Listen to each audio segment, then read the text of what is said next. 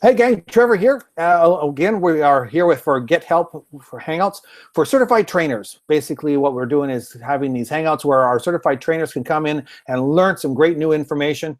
We have a really exciting show today because, as many of you are familiar with gMath, the John McGowan, our creator, has actually got the gMath version 2.0, and there's some really cool stuff to see.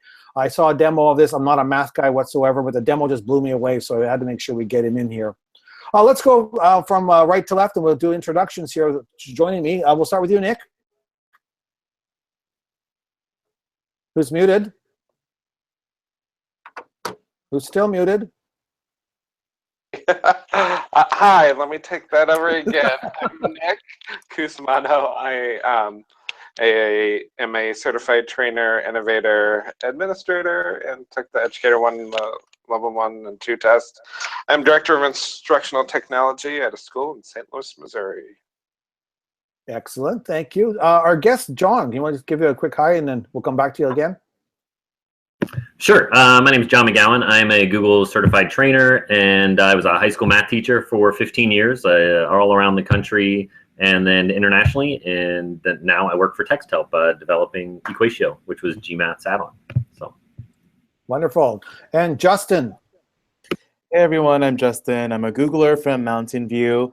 I'm a community manager for the Certified Trainer Program, and also US and Canada GEGs. Excellent. Okay, I'm going to share my window here really quickly. Whoa, I always love that when it does that. So for anyone, if you've got questions, this is the place you can throw it into for our slides. It's goo.gl/slides/B2NPW4. Just a reminder to everyone that this is cap sensitive, so if you can be sure everything's lowercase. Thankfully, we got a nice URL to make it easy to throw those questions in. And I know people will be asking questions. Keep in mind, this is only during the actual broadcast. If you have any other questions, by all means, feel free to add them into the comments below the video, so that way we can see them and we can respond to them as they come in. So yes, that's our audience Q&A. The other thing is, for every one of these shows, we have show notes where we have all our links. We have also a link to this document that that we're using right now. So bit.ly/gethelp show notes will have a list of all the show notes there with links to all the videos, as well as any other information that you may need for these presentations. Agenda goes like this. We start off with a little recap. We'll talk about what's new with Google. We're going to look at our feature presentation, which is John. We are going to take a look at our trainer-submitted resources. As certified trainers, we all have to submit a resource or a piece for the resource. And so we like to highlight some of those as we go along during the course of the year so people can see some of the things that are hidden in that resource list. We also are going to take a look at a random share. These are basically anything that some of us have decided is kind of cool to throw in there. And lastly, shout outs to some of the trainers that are involved with the Google for Education program. So let's start with the recap. I just want to say congratulations to the London 2017 Google for Education Certified Innovators. They just finished their cohort their training at the Google Innovator Academy last week. So there's a number of them that were trainers that have been involved with that. So congratulations to all. If you're interested in being an innovator, the next deadline is May 25th, I think it was. Just click on the link there, or you can search for Google Innovator and you'll find all sorts of information about that. Is my video still coming through, guys? Yes. Thank you. Okay, what's new at Google? Some really cool stuff, especially on the mobile side of things. We're going to talk about Google Maps right now, and I want to start off with Timeline. Timeline is a way of Google tracking where you are and what you're doing all the time. So at some point in time when you're using Google Maps on your mobile device, you said, yes, access my location information. And what Google has done is it's created this piece called Timeline. Now, when you click on that here, it opens up in a new window. On a mobile device, it'll show the same information, just in a different layout, because obviously it's a mobile device. I'm just going to take a look here, showing you this one here. This is all the different places, locations that I've traveled to over the last, well, since I said to Google, yes, start tracking me. So here's what I did today. I'm actually here in London finishing off from the Innovator Academy. I still have some time left, and I've been traveling around. So every day that I've been here, Google has actually been tracking where I've gone, all my locations here and stuff. And what's kind of neat about it is it actually knows where I've been. It's tied in all my pictures as well. It even recognizes when I've been walking, as well as when I took the tram or the subway or a boat. It knows all that.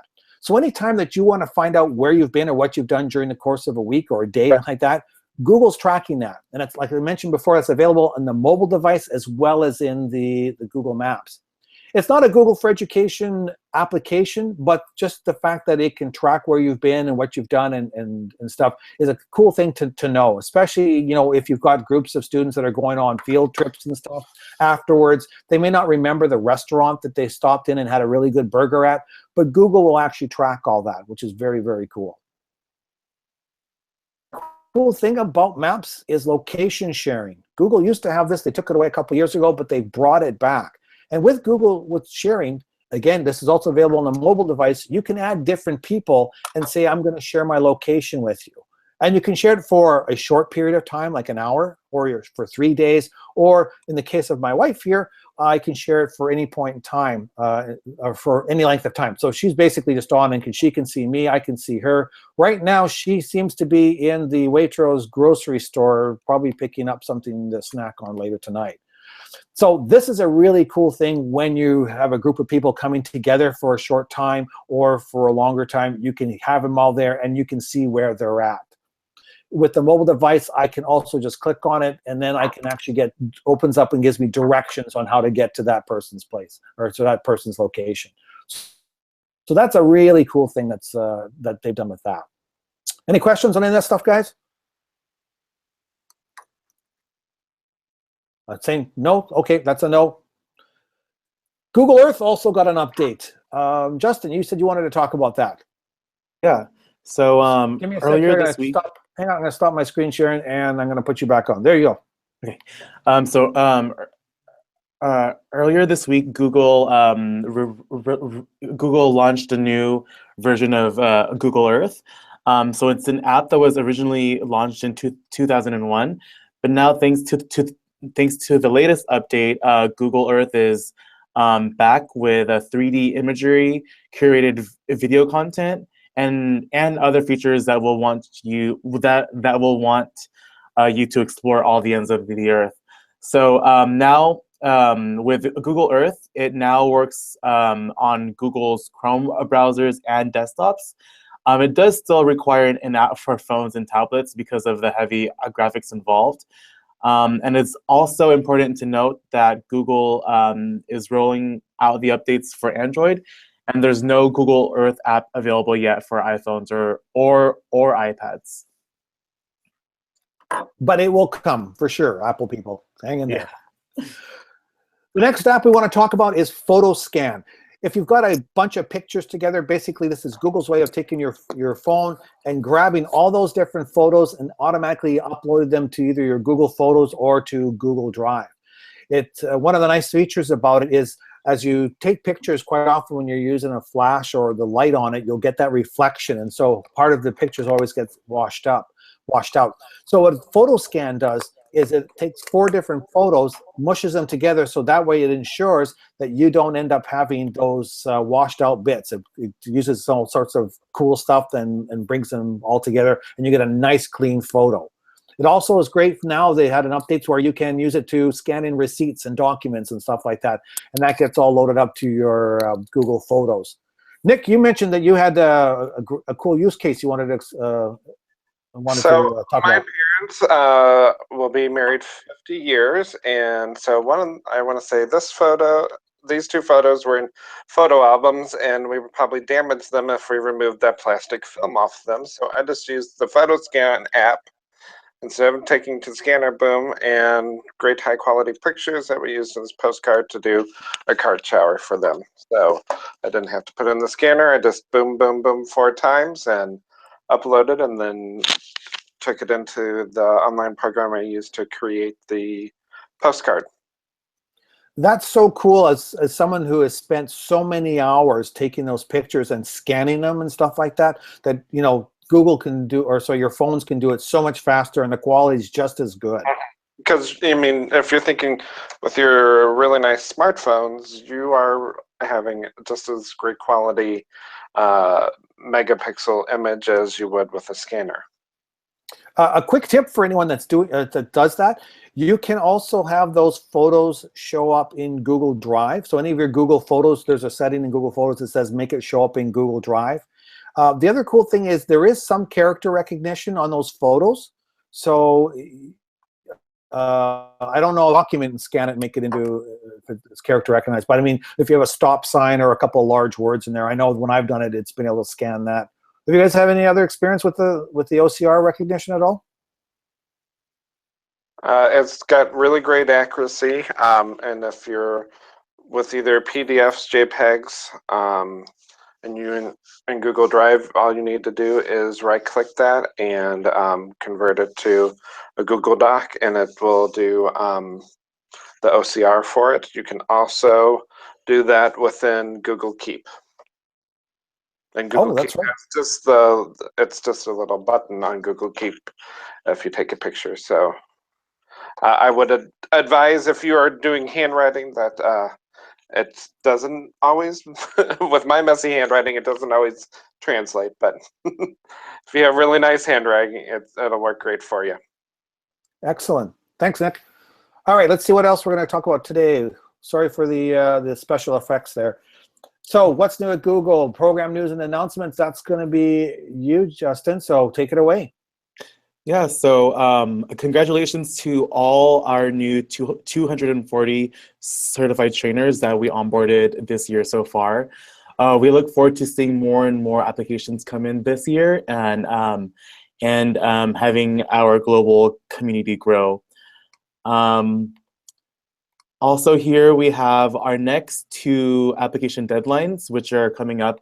So the next one is coming up in a few weeks on May 10, and the one after that is on June 7th. So if you know anybody who would be a great fit for this program, please let them know. And also we have a nomination form also available on the Google Groups and private site. The cool part about this nomination form is that if you do nominate someone for this program, we'll look at all the feedback and all of the great things you have to say about them, and then also give them a voucher for the trainer skills assessment exam. So that's one incentive to fill out this form. Also, in the past week or so, you may have seen a post from me regarding ISTE 2017 that will be taking place in Texas this June. A little bit more about this form is if you want to participate in the teaching theater or volunteer at the Google group, at the Google booth, please fill out this form by Wednesday, May 10th. And unfortunately, we receive many more submissions than we have slots for, so not every session will be chosen. And then soon after, you'll be notified by Friday, June 2nd, if you are selected for a booth volunteer slot or a teaching theater session. So you still have a few weeks to fill out that form and think about the sessions that you may want to present during those few days in San Antonio, Texas. So if you have any questions about these things, please let me know. And then also, lastly, we have an opportunity for you to give back to your alma mater. So have you ever wanted to work with pre-service teacher education programs? Today, thousands of students are preparing to become the next generations of teachers, and many of them study at your alma mater. So if you'd like to work with Google to train budding educators, please fill out the form regarding this, this topic that is linked out of the Help Hangouts show notes that will be linked out after this Hangout. So more information about all these updates on the Hangout show notes. And just to share on that ISTE sign-up form, there is, just to be sure that you fill out the form, there's also the Mixer part in there, and you definitely want to fill that out early, so that, because normally what happens the week before ISTE, all of a sudden the space fills up and they're unable to give other tickets out for the Mixer. So get in now so that they can find a space that'll accommodate accordingly. So don't wait on that part. And be sure to, it's a great place to connect and meet other people. And people that you follow online, you'll get to see them face to face. So, Nick, the way you presented that, is it from personal experience? Yes, so I've observed. You seemed a little bitter there for a second. Before the week before ISTE, and people didn't sign up, and there's just not much you can do about that. Just because, you know, at ISTE it's 20,000 people in the same place, so space is at the premium, and all of a sudden we'll see those flood of emails. So I'm just giving you a little bit of advice. Take that time, fill that out, and I love working at the Google booth, and I've also been lucky enough to fill in at the Teaching Theater. That's what's behind me. Those are sketch notes from last year on the session that I did. So I find connecting at ISTE is just awesome. It's like seeing your Twitter, all the people on Twitter face to face. It's the funniest thing. You're like, why don't you have your profile shirt on so I can recognize you either? All that type of fun stuff. Very cool. Yeah. I'll jump in on, and second Nick's. My ISTE last year was the first time I'd gone, and for me I was a huge fanboy of so many of my Twitter superstars to meet them in real life, and I also found it funny I was calling them by their Twitter handle as opposed to like their real name. So it was just like my all-time best experience was that at ISTE was that after session with all the Google education trainers and innovators, and it was just awesome. So sign up for that for sure. Cool. Thanks, John. Hey, so Justin, is that everything on that slide? We're done? Yep, we're done. Let's move on to the next one. Our featured guest, EquatIO. John McGowan is going to talk to us about this wonderful tool. Again, if you've got any questions, goo.gl/slide/b2npw4. Make sure that you get those in, and I'm sure something's going to come up while we're talking to John, and I am going to stop presenting. And John, talk to us about what's happening with gMath 2.0. Awesome. Can you guys see my screen? Yes. Perfect. So yeah, gMath 2.0 is EquatIO. So even if you're not familiar with gMath, that's okay. You can get familiar with EquatIO. But essentially how I got here was gMath. I was a high school math teacher and one-to-one, and really wanted to use the beautiful magic that is Google Docs. Like I shared a doc with students, and it changed my life to see how I had a girl who never talked in class, and when I shared a doc through, it was actually through Doctopus, and I saw my entire class collaborating, and this girl who never made a comment was a voracious typer, and she was making so many comments on there. So it was huge for me to give a new medium for students to communicate their thoughts. And so that was kind of like where we took gMath, and EquatIO does it even better. So Emily Fitzpatrick has a great quote about it, that it's kind of what we want, where I envision students to be able to communicate their thought process and to be creative in how they do with their math, because currently it's not really very easy to do. So I also have some things in the slide deck that you can look at afterwards. I won't read them off to you, but I just want to highlight some of the important parts about why did we make EquatIO and why is it helpful, and why am I building it for the students. So the magic of Google Docs and real-time collaboration is huge, and it's very difficult to make math digital. So it's hard to type. It's really frustrating for students and teachers alike, and it's been a barrier for technology. And so that's really what we're trying to do, is make it accessible. And just talking with Trevor earlier, like he said, he's not a math guy. That's great. So many students aren't math students, so they don't love math yet. And so my goal is to make EquatIO be this tool that's intuitive, delightful, and makes it fun and accessible to do math, to make math digital. And I think that's this hurdle that there's like 3 types of users. We have We have teachers who like to make some math and they want to change their thought process and change how their practice. And there's students who already like math or be successful. And there's students who aren't very successful now and they don't really like math, and they might be younger students. So we got to kind of build for all three of those things. And so that's why we geared it towards this UDL principle. So I don't know about you guys, but I've even changed how I do my emails now. Like I have my phone, I'll start my email on my phone with voice text, and then maybe it'll do some prediction, and then I might type it at the end. So I use multiple modes to even create emails now. And so students, we want to give them multiple options. So there's this prediction part, which I think is really awesome, and I'm going to highlight that. We have handwriting recognition, speech input, and then LaTeX. I don't really want anyone to ever have to use LaTeX, but sometimes it's a necessary evil. We also can do math to speech, and with this prediction part, we're working into STEM. So not just for math, but we want to build out for all of our science things. So we start off with chemistry prediction. We have a lot of other formulas built in, and we have an amazing roadmap. I'm really excited where we're going to take it. So what is EquatIO? gMath was an add-on, and it is available in Google Docs, Forms, and Sheets. Currently, EquatIO is a Chrome extension. It'll always be a Chrome extension, but currently it's only available in Google Docs and Google Forms.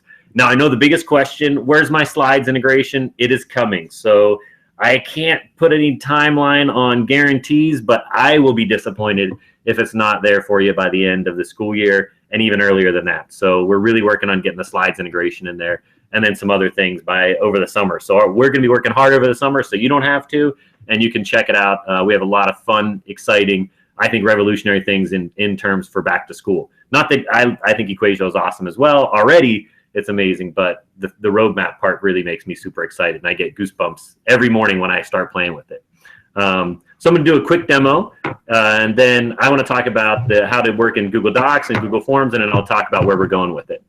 So in the slide deck, if you click on it, it opens up to this, which is a nice demo doc. You can read through it. It'll be good if you're a Google trainer and doing some sharing with teachers or math teachers, and if you don't feel like you're a math person, this kind of breaks down how you can do it. It's also pre-built with some nice handwrite with nice animated GIFs, so you can literally take this document, make a copy on your own, and then work with it to give to other teachers. So how does EquatIO work? It's a Chrome extension. So in Docs, you click on a little box, and it'll pop up on the bottom, giving you a lot of space in here to work with. And so that was one big thing about an add-on. You're restricted to the 300 pixels over here on the side, which is not conducive for making great math. And so that's the big thing in here. We want to be able to have the students be able to communicate their thought process. Everything that we do for EquatIO, I want to think, can a third grader use this? Because if the third grader can, everybody that's older can fit it out. And there's also other use cases, but that's every decision I make is, can a third grader use this? So for instance, one of the big flashes that I had was I was sitting in a Starbucks, and I saw two students one was tutoring the other, and they were talking about 3 squared. And so the person getting tutored was having trouble doing the squared part. So if she had EquatIO, you could just type SQ, and it comes up with it populates with all these prediction terms. So if you hit the squared, it goes from regular math vocabulary to what the math structure looks like, and you can insert that directly into your document. So we have a ton of prediction items in there. If it's a math thing, I find now I use the PL for plus all the time, because I don't want to shift and then hit the plus key. And so I can do a lot of different things. I can hit square root, I can do cube roots, any of the things that I want to do, I can actually make those just by typing, and it should be able to shift all those. So I can even make fractions really easily, and I can do a variety of other things with the prediction model. So I think prediction is something that I'm really excited for other people to use. We even have other things like formulas built in for prediction. Like if I type QU, I can bring the quadratic formula up and automatically insert that. So that's all about helping facilitate students to communicate their thought process. And any of these I can take and directly insert into a Google Doc, no matter how I want to use it. So I talked about the step. Yeah. Sorry, I just want to interrupt for a second. I just want to make sure we share the link again for questions, because I know someone's going to have some. So again, if you got questions about what John's talking about, goo.gl/slides/B2NPW4, please make sure to put them in there. Sorry, John, go ahead. I'll shut up from here. No, that's good. Thanks. I appreciate that.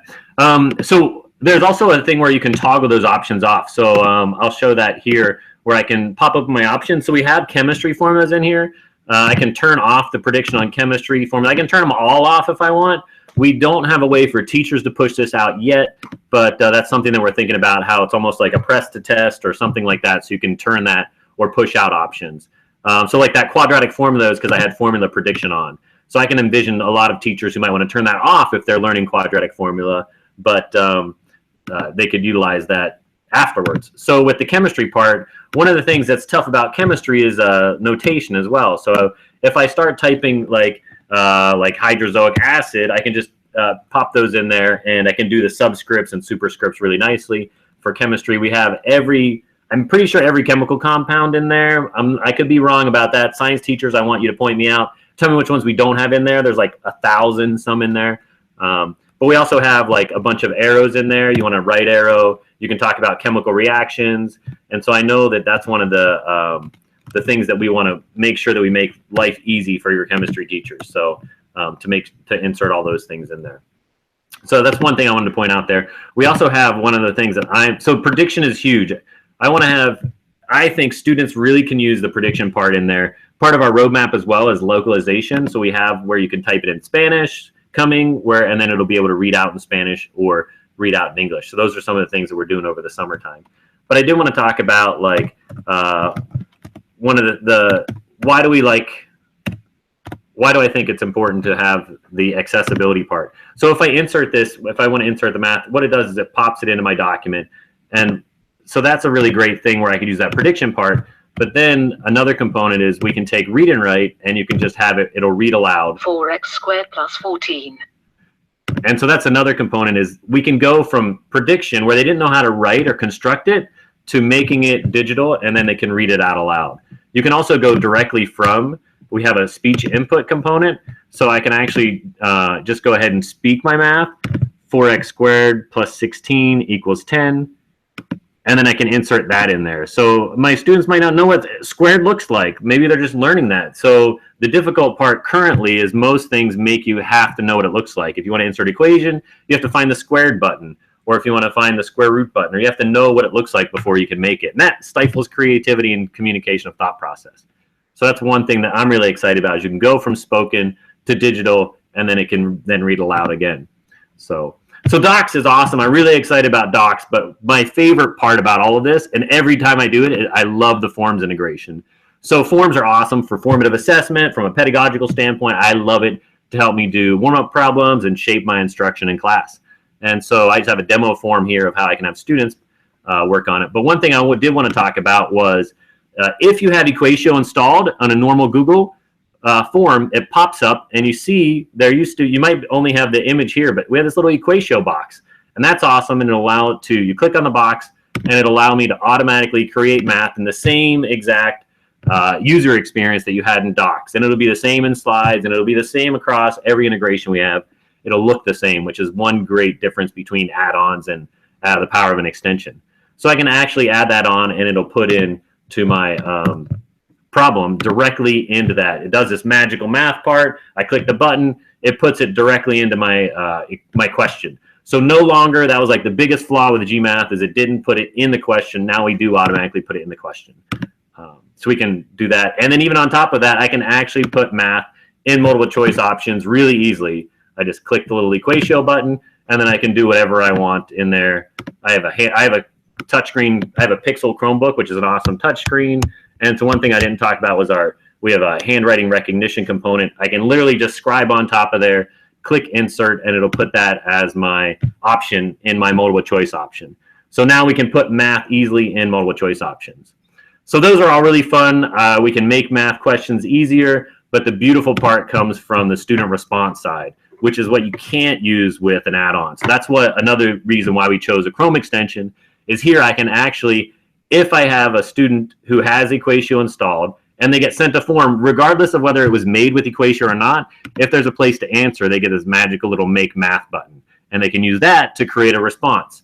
So I have one down here that I wanted to show where I can communicate more of a thought process. So that's maybe like an algebra problem here, where I have that x squared plus 4x plus 4 equals 0, and I want to solve that. I'm going to use the handwriting part. So I'm going to just drag it up here, give myself a little more space, and then I can write the x squared plus 4x plus 4 equals 0, just like I would if I had a piece of pencil and paper.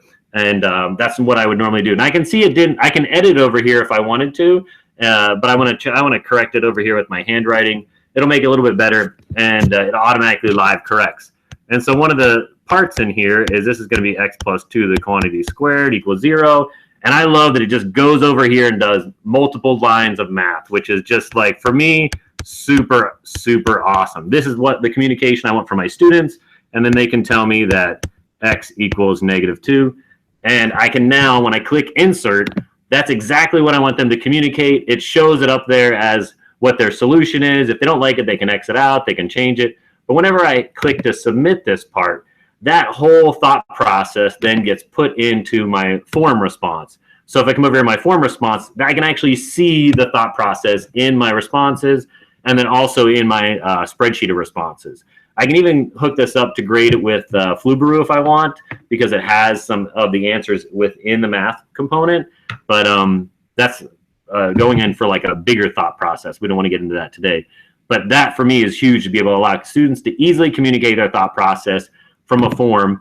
And they can even use a multiple means of representation. Like if they wanted to do some speech, they can do that, or they can use all these different formats to be able to communicate and create their math in the way that they want to, and not the way that the teacher needs them to.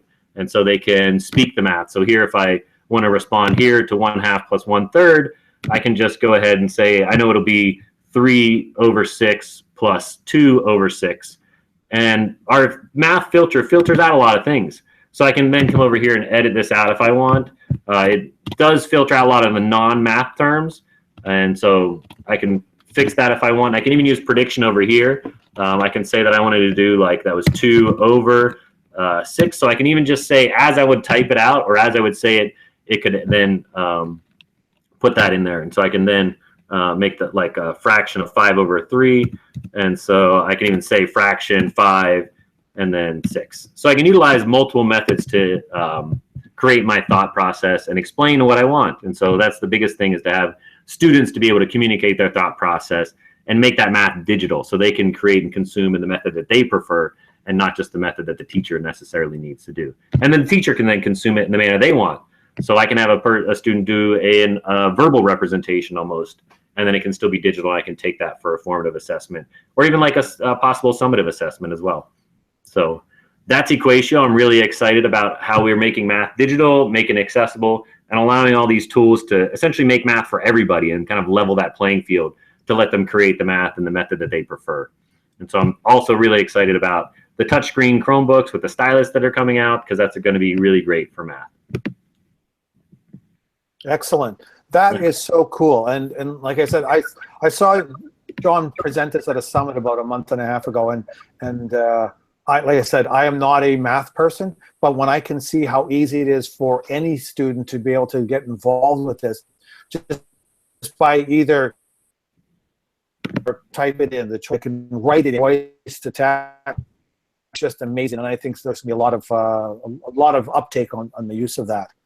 Thanks. And then, now, sorry, I forgot to say where we're going with it. So I teased about the summertime. So we're envisioning like this rich math workspace where you'll be able to do real-time collaboration. We'll be able to make geometry stuff. There'll be graphs, sketch diagrams, visual manipulatives, virtual manipulatives for students and elementary students. So like literally all of our things are going in there to make elementary students be able to make their math digital, or really awesome things to make accessibility on the web as well. So sorry, that's where we're going with it. Teasing out, there's going to be some awesome things, and really excited to share those out. Wonderful, John.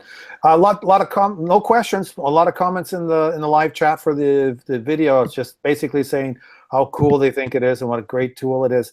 Can you share a little bit about the costing for it? Yeah, sure. So essentially, oh, sorry, I thought I had a slide there. Am I muted? No. So it costs $100 for an EquatIO license, and I can understand that might be expensive, and if you adopt in bulk, it comes down dramatically. And so that's the big thing. We would like to see some group adoptions and domain-wide. I can say if you also use read and write for your domain, it's really, really cheap. I hate to say it's less than a cup of coffee, but it's like less than half of that. My I can put you in touch with our marketing team. I can't say like live what the price is, just because of competitors are out there. But you can email me and I can talk to you about that, or hit me on Twitter, or I can put you in touch with your rep easily. And so that's the pricing there. I think I even have a pricing page. I'll add some pricing page to the notes where you can get better information on that as well. So yeah. And we do, everybody gets a 30-day trial right off the bat, and you can use the premium features. And a lot of our premium features, thanks for reminding me about that. The premium features are the prediction part. So speech input's free, LaTeX is free, the math input is free, except for the prediction part is a premium. So like essentially, if you want to know what it would look like for the free part, if you turn all these off, then that would be what you'd have on the free part in this thing, which is still really nice and easier to use, I think. And the accessibility part is free, but the handwriting recognition, it's a premium feature, and you only get 2 free per day. And then after that for unlimited for our premium. So that part in the docs parts where the free premium thing comes up. And then on the forms integration is one of our premium features. So that is a premium component. So thanks for bringing that up. I'll put a slide in there that talks about what's free and premium and the pricing. Excellent. Thanks very much for that, John. Nick, what do you think? I think my math teachers are going to flip their lids because, okay, I've seen some stuff. I found LaTeX like a couple of years ago, but that's still hard. I mean, it's hard to do that, but John's kind of taken all the hard part out for us. And because I'm just in my head, I'm just like going, okay, that opens up so many doors, and gets, especially if you're one-to-one school, and with the new Chromebooks, that popped in my head. I was like, oh, and you have the pen. So then, because I think, not being a math teacher, I was a arts teacher, a theater teacher, but just that, I think the hardest part is translating that. Because we do math with our hands, either counting it out or writing it, and you have to have a way to show that writing it out work digitally to save so much time and streamline so much. Yeah, and just to come back with that too, like I want whoever student in my class, however they want to make their math, they can. So I have some students who love writing with a regular pen or just a pencil in their notebook, and that's fine. We're going to also have a companion app, so like you can pull out your phone and then snap some work really easily to put it in there and do some really cool companion things. So I'm excited. However they want to make their math, awesome. We want to make it digital, and then the teacher can then do whatever they want with that. So that is really cool. Can you do recognition for finger counting? Well, that's what we're going to have some yeah. Our manipulatives will have some counting discs, place value things, like some tangrams. So anything that an elementary student would be using anyways, we can get a little bit of tangible things, even though they're not like literally moving them with their fingers, they'll be digital as well. So I want to help facilitate that. Some fraction bars, any of those visual manipulatives, that'll be really helpful. Counting bears. Yeah, counting bears. We also are from the STEM standpoint, we're going to have like lots of other like balloons and weights and inclined planes for all those science teachers who want to do their labs. It'll be a really cool lab notebook thing that be that for our over the summer thing. So over the summer, I think I'm going to turn with that part all those science teachers. So I know math and science are hard for our tech integrationists to convert. So math. I have not seen chemistry anywhere. Oh yeah, wait till your chemistry teacher. That feature looks totally new. I mean, usually I just don't have anything for chemistry, and now it's there. Yeah, I'm excited about it. I was working with a couple different chemistry teachers already they're using EquatIO and gave me great feedback. We have some chemical notation for like the periodic tables with that type of structure and different things that they know that only science teachers know about. Like, oh, I have to make this notation.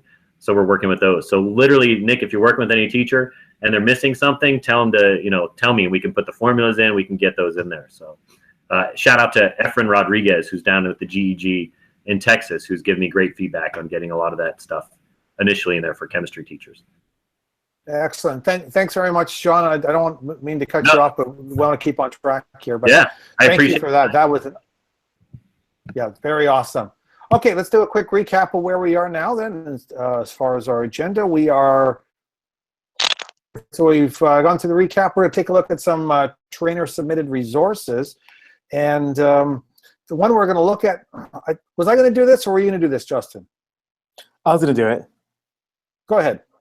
Okay, so one really cool resource that we launched a few weeks ago was a video series on YouTube that Louis Shanafelt created on how to set up your G Suite Google Certified Trainer account.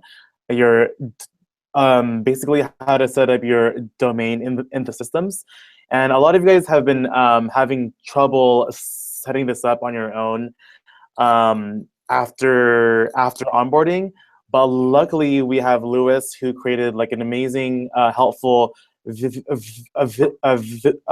YouTube series on how to set this up on the back end. So thank you so much, Louis, for this, I think, 8-part series, as it's helped a lot of trainers so far. So if you guys want a link to this video series, you could find it on the show notes. And also, it's linked out in the trainer domain section on the private certified trainer site.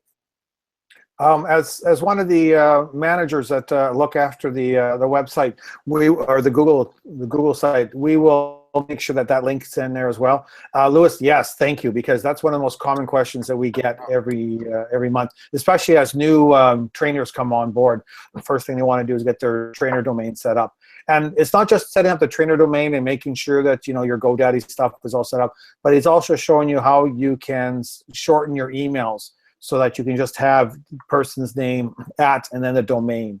So that would set that up really nicely. So thank you again, Louis, because like I said, lots of work involved there. Oops, let's go to the next thing. What are we looking at?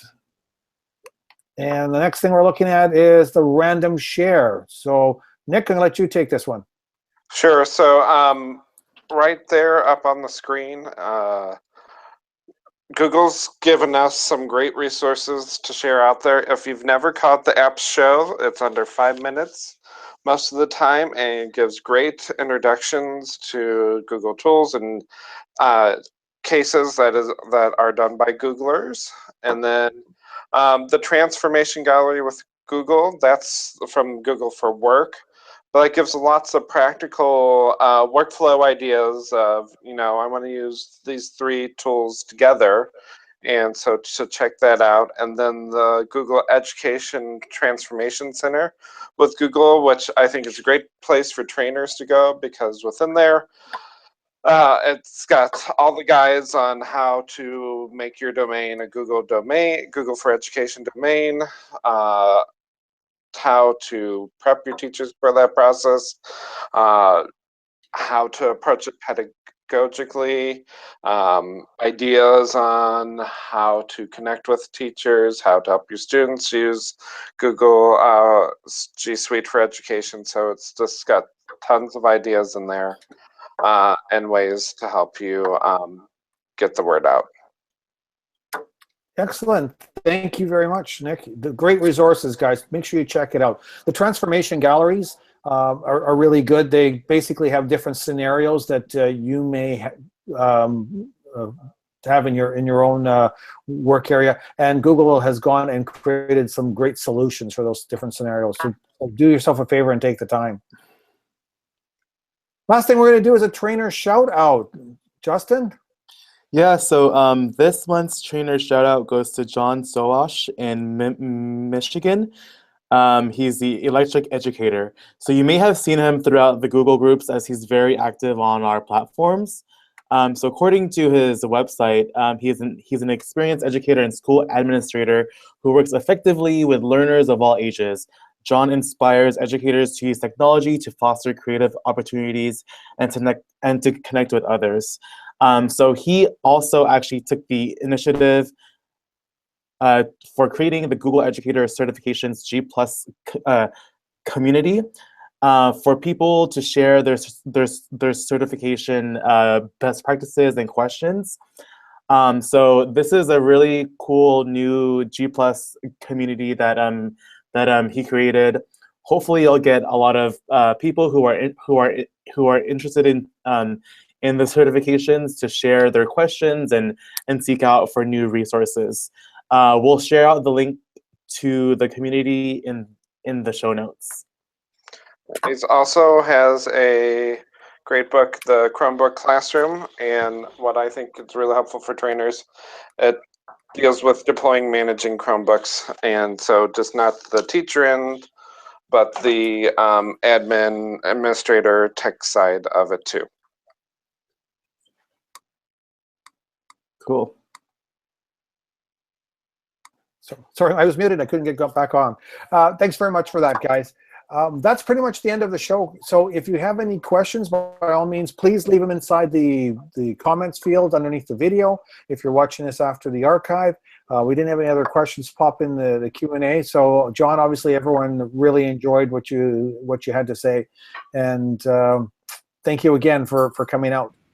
Yeah, thanks. And congratulations to you as being an innovator in London. So shout out to you, Trevor. That's such an amazing experience. So all of us Google Education trainers strive for the innovation. So that's amazing. Congratulations. Yeah, thank you. It was a great experience.